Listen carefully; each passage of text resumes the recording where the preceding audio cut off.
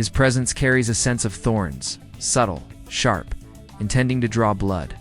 He moves with purpose, studying the land as though he knows exactly where Jamie will stand and where Claire will run. The candlelight from the house reflects briefly off his blade before he disappears back into the trees. Back at the ridge, the tension tightens. Horses whinny nervously. Dogs pace in circles. The air hums with a coming violence. Jamie steps outside, lifting a torch as he scans the dark horizon. The flames shiver, bending toward the woods as if showing him where danger hides. Claire joins him, her hands still stained with the stranger's blood. She feels the weight in the air. Jamie turns to her, his voice low. "We're no longer safe here." A gust of wind surges, nearly snuffing out the torch. The shadows grow bolder, crawling toward the ridge like living things, and then far off.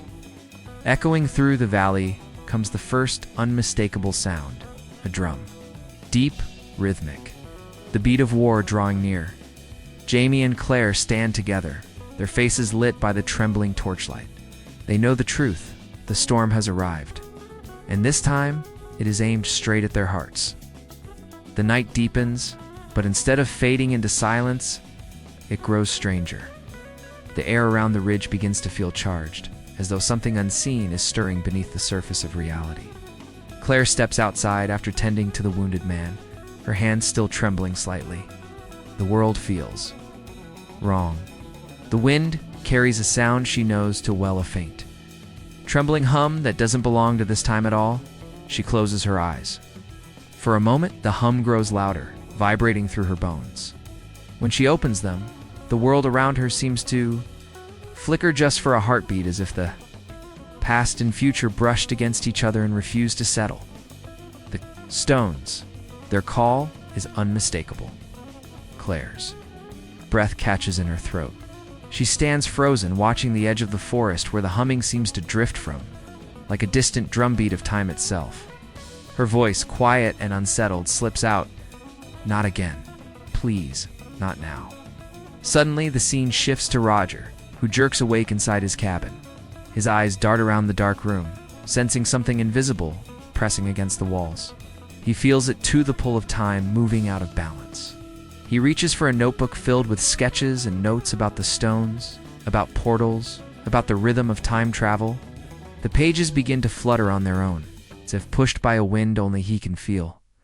Roger whispers almost to himself, "Something's shifting. Something's trying to break through." Outside, Brianna stands at the doorway, watching the sky. The stars seem brighter, sharper, as if a veil has been lifted. She remembers the feeling how time bends, how the air tightens, how the world changes seconds before someone is pulled away from everything they love.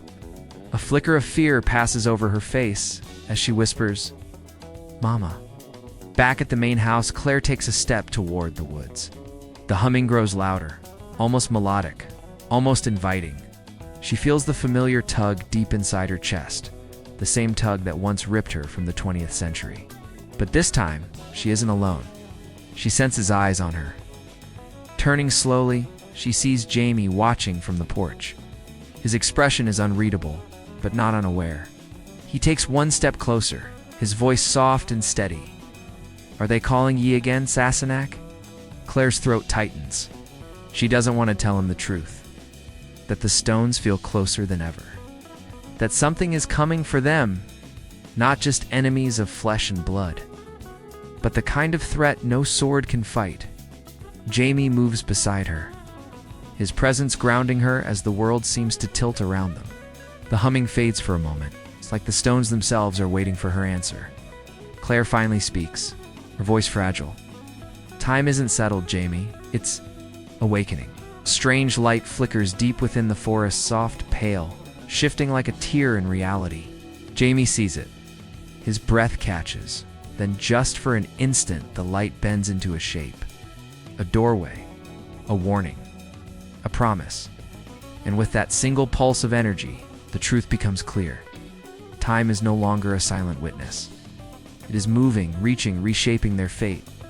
And this time, it might take more than it gives. Dawn creeps over the ridge, yet the sunlight carries no warmth. It falls across the land like a thin veil, struggling to push back the night that clings stubbornly to the trees. A soft, urgent drum beat begins steady, rising. The kind of rhythm that marks the start of a journey no heart is truly ready for. The first image appears. Jamie and Claire riding side by side, their figures small against the vast sweep of the land. The wind whips through their hair, pulling at their clothes, urging them forward.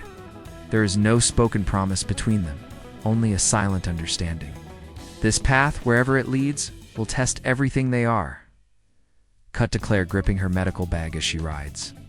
Her eyes hold a mix of fear and fierce determination. She glances at Jamie, who looks straight ahead, jaw tight, the weight of centuries resting on his shoulders. The camera shifts to his hand, reaching back to briefly touch hers, a fleeting moment of comfort in the chaos. Gathering around them, the scene jumps to a faster rhythm. Smoke rises in the distance as the ridge comes under attack. Flames lick at rooftops. People run, shouting warnings, carrying children, grabbing what they can. Claire rushes into the chaos, pushing through the smoke with a cloth over her mouth. Her instinct to save lives takes over, even as danger closes in around her. A wounded young man collapses in her arms. Blood spills onto her dress as she tries to hold him together. Her voice shakes. "Stay with me, please." The boy's eyes flutter, his breath slipping away. Claire's tears fall silently as she presses her forehead to his, promising him peace. Another cut. Jamie swings his sword in a wide arc, protecting the people running behind him. Sparks fly as steel clashes against steel.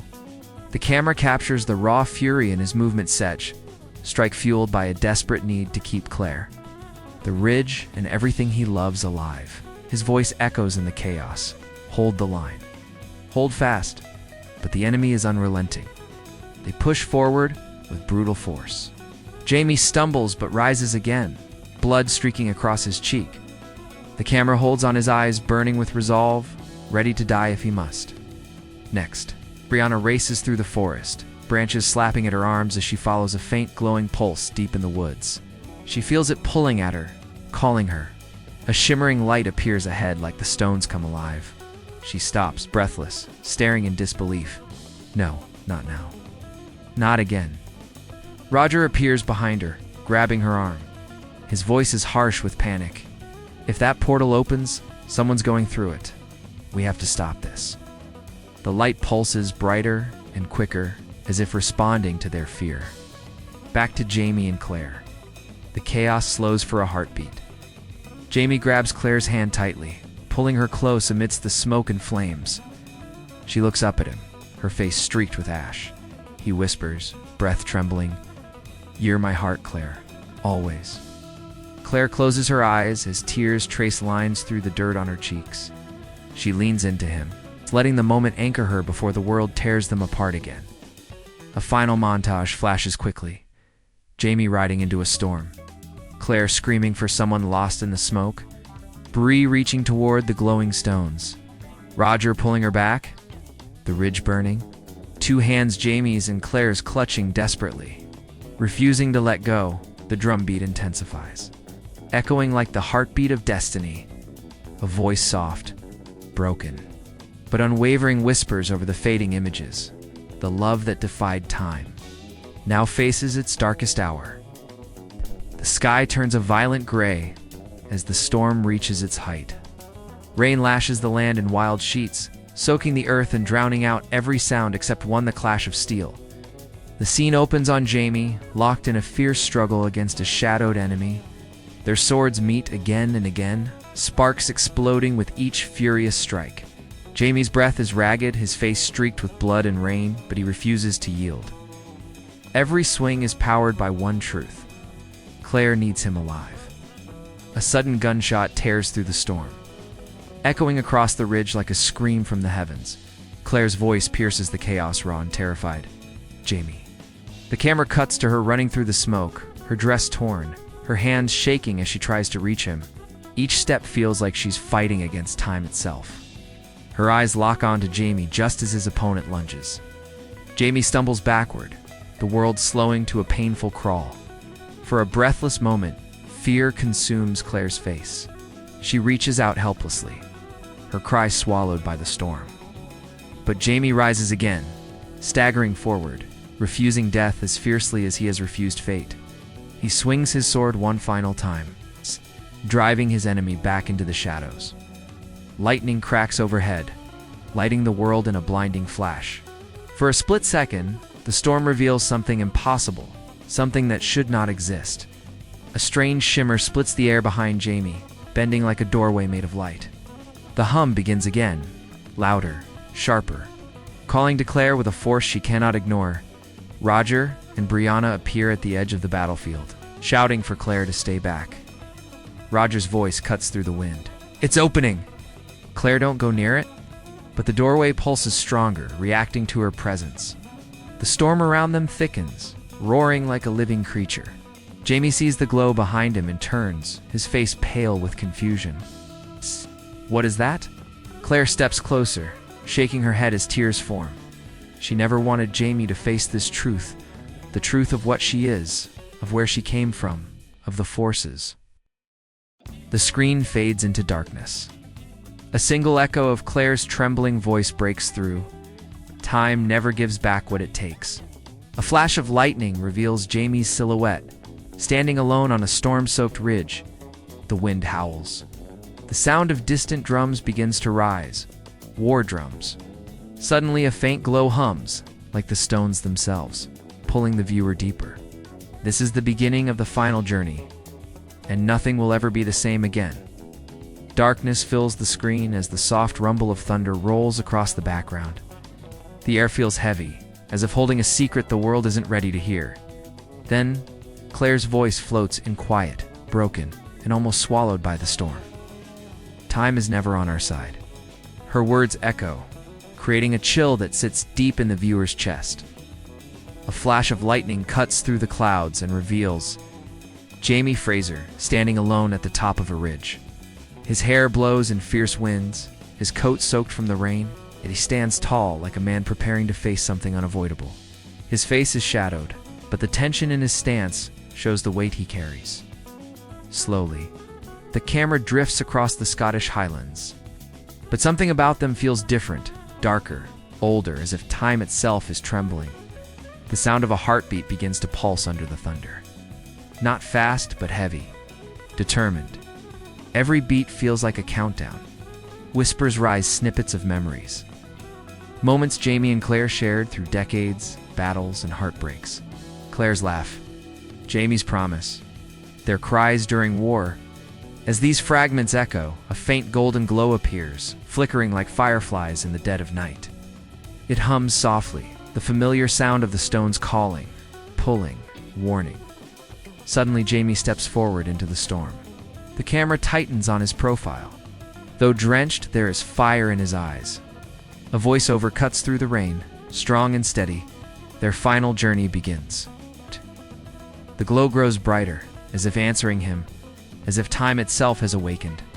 The storm shifts, the heartbeat quickens, and the entire world seems to inhale, waiting knowing that Jamie and Claire are about to face the greatest test of their lives.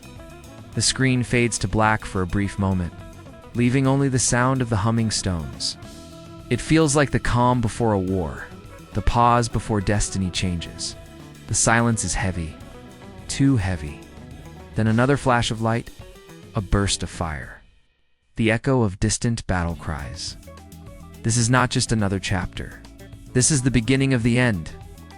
This is where the legend of Jamie and Claire Fraser steps into its final storm. The scene opens with a slow, uneasy morning. Mist creeps over Fraser's ridge like a silent warning. The birds that normally fill the air with sound are quiet, as if even nature senses what is coming. A soft breeze rustles the trees, carrying distant echoes of chaos shouts, gunfire, the crackle of burning wood sounds that do not belong in this peaceful place. Yet they drift closer every day. A shot of Claire appears, her face calm, but her eyes restless. She stands at the doorway of the big house, looking out over the ridge with a heaviness that has grown inside her for months. Her voice enters softly, trembling with truth. War does not wait for anyone. It takes, and it keeps taking. Cut to a table inside the house. Scattered across it are letters, some torn, some stained with smoke. Headlines speak of rising conflict, of rebellion, of a country splitting apart. Each message weighs on Claire like a stone sinking deeper into her chest. She runs her fingers over the pages, as if trying to smooth out the future itself. But the future has never been gentle to her. Jamie enters frame not with his usual confidence, but with a quiet resolve that makes the room feel smaller. He lifts a musket from the wall, checking it with the calm hands of a man who has lived through war too many times. The soft metal click echoes through the house like a warning bell. Without looking up, he speaks, "The world is changing again, Sassenach, and I fear we'll be caught in the middle." Outside, young men gather in small groups, whispering, preparing, choosing sides. The ridge, once a haven, now trembles between loyalty and survival. Faces that once smiled now carry uncertainty. Children cling to their mothers. No one knows who to trust. Claire begins packing a small medical bag, bandages, herb stitching tools, items she hoped she would never need again. Her hand shakes slightly as she ties the straps. Every tool she touches brings back the memory of someone she saved, and someone she'll see. Oh, the camera shifts to Jamie, watching her from the doorway. He doesn't speak, but his expression says everything. He fears for her. He fears for them. For the first time in a long while, even Jamie Fraser looks unsure of the path ahead. Outside, thunder rolls again, distant but growing closer. The rhythm of the drums returns, louder than before, beating like the heart of a country ready to tear itself apart. And in that moment, one truth becomes clear. The final journey is not just about time or fate or love.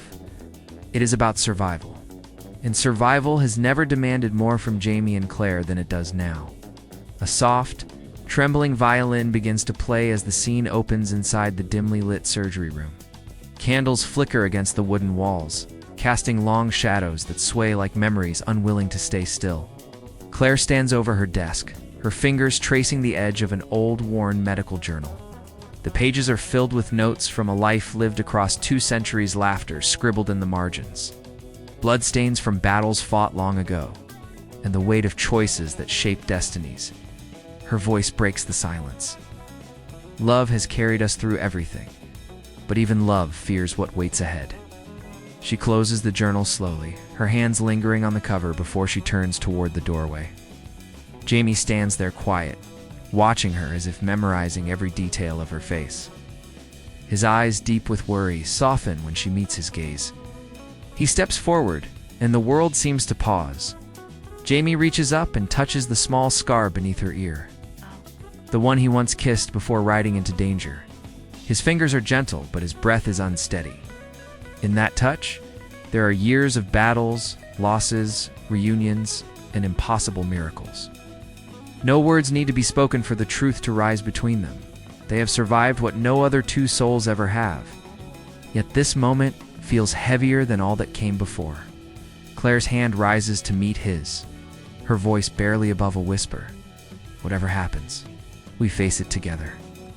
Jamie's jaw tightens for a moment, the quiet sign of a man trying to hide fear from the woman he promised to protect.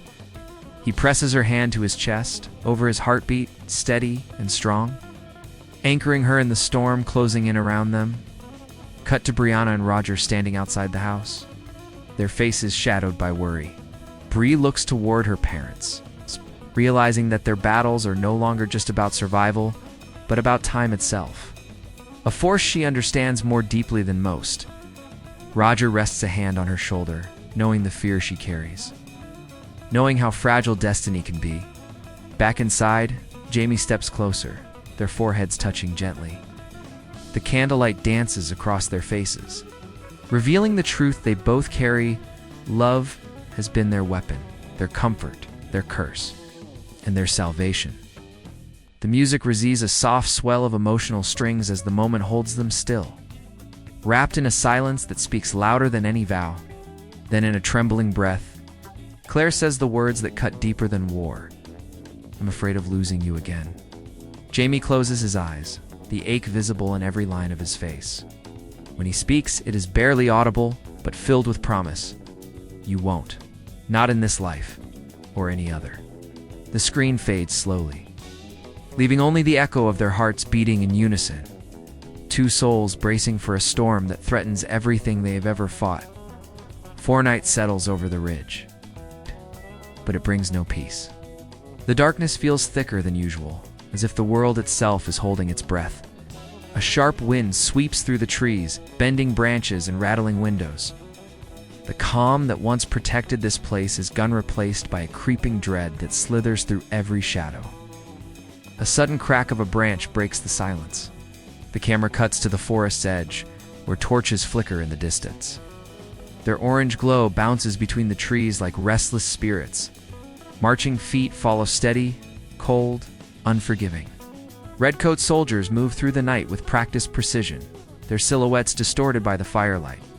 They don't shout, they don't chant, they simply advance. As if they already know the path that leads to Fraser's doorstep, cut to Jamie gripping the hilt of his sword. His knuckles whiten as he listens to the far-off sounds of troops preparing for conflict. He knows these sounds too well. He has faced armies, rebellions, and tyrants. But tonight feels different. This is not just a battle for land or loyalty. This is a battle that could tear apart the fragile timeline Claire fought so hard to preserve. Inside the house, Claire tends to a stranger lying on her tabala, man with a severe wound across his side. Blood stains her hands as she works quickly, her breath sharp and focused. His voice trembles as he warns her. They're coming. Not just for the ridge, but for the Frasers. Claire freezes for a moment. Fear flashes across her eyes before she forces herself to keep working. She knows there is no turning back now. Whatever storm is coming is aimed directly at them. The scene shifts again, this time to the darkness beyond the woods. A figure stands half hidden by shadows, watching the ridge with unsettling calm. Not a soldier. Not a neighbor. Someone new. Someone dangerous. His voice, low and steady, cuts through the quiet air. Every legend has its ending, Fraser.